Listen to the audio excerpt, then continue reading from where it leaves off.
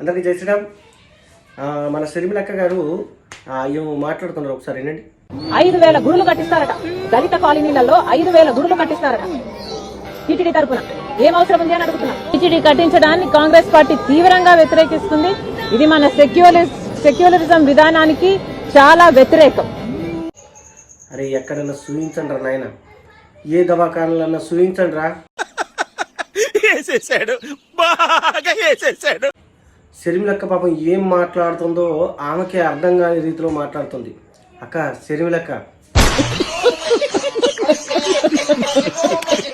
మన చంద్రబాబు నాయుడు గారు గుళ్ళ గురించి చెప్పారక్క, చర్చిల గురించి కాదు. నువ్వు చర్చిలు అనుకున్న పొరపాటున ఈ విధంగా మాట్లాడుతున్నావో ఏందో. గుళ్ళు అవి కూడా మీ చర్చిలు కట్టే డబ్బుల్లో నుంచి తీసినవి కావు. మా టీటీడీ తిరుమల తిరుపతి దేవస్థానం నుండి వచ్చే డబ్బులతోటే గుళ్ళు కడతా అన్నారు. అర్థమైందా? ఈ మాత్రం జనరల్ నాలెడ్జ్ లేకుండా జాబ్స్ ఎలా చేస్తున్నారా మీరు? అందుకే మీ జగన్ గారు కూడా నిన్ను ఇంట్లో నుంచి గెంటేశారేమో అనే డౌటు మాతో పాటు సామాన్య జనాలకు కూడా వస్తుంది. కరెక్ట్, ఇది కరెక్ట్గా చెప్పావయ్యా. పాపం ఎందుకు మరి ఈ మధ్య కాంగ్రెస్ అధ్యక్షురాలు అయిన కానుండి పాపం అక్క మన షర్మిలక్క ఏం మాట్లాడుతుందో అర్థం కాని రీతిలో మాట్లాడుతూ ఉంది.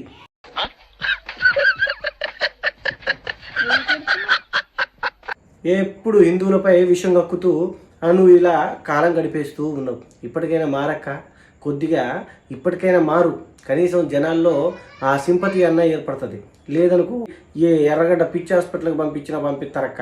కొద్దిగా అర్థం చేసుకో. నీలాంటి వాళ్ళ పైన మాకు కొద్దిగా అభిమానం ఉండిపోయింది. మిమ్మల్ని ఏమి అనలేక ఇక మేమే ఏమనాలో అర్థం కాక ఏదో ఒకటి అనేస్తున్నాం. కొద్దిగా ఓపిక పట్టక కాంగ్రెస్ ప్రభుత్వం మొత్తానికి సంకనాగిపోయేంత వరకు ఓపిక పట్టు.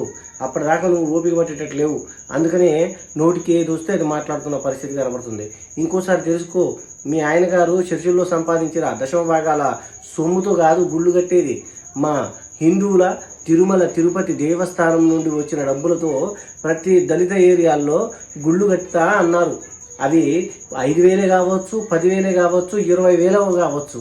నీకు వచ్చిన నష్టం ఏందక్క? ఇక్కడ పోయి ఏమన్నా ఇజ్రాయెల్లో కడుతున్నారా, మీ జెరూసలంలో కడుతున్నారా అనుకుంటున్నావా? కాదు, మా భారతదేశంలోనే కడుతున్నారు. నువ్వేం చింతించకమ్మా, పోయి మంచిగా నిద్రపో. అర్థమైందిగా? అది పంపిండ్రా, వెళ్ళి ఆమెను తీసుకెళ్ళి సక్రంగా అక్కడ దించిరండి చర్చిలో. పాపం ఏది మాట్లాడబోయి ఏదో మాట్లాడేస్తుంది. అర్థమైందిగా? జై శ్రీరామ్. భారత్ మాతాకి జై. భారత్ మాతాకి జై.